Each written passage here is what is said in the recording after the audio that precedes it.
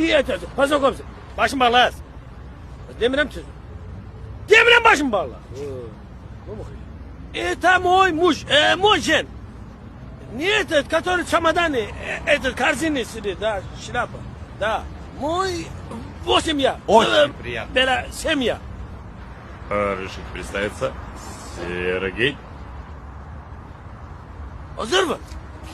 O sen de bir şeyden ha, tuşkalık elime. Ama Rusça değil. Değil. Ay kişi, ben Rusça bilirim.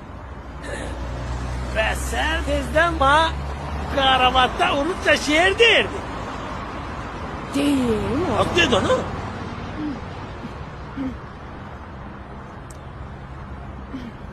Ay da Seryoja! Ay da sukinsin! Спасибо, донус кızı donus. Sen de ona düzemeli şiir demezsen. Çuval uç!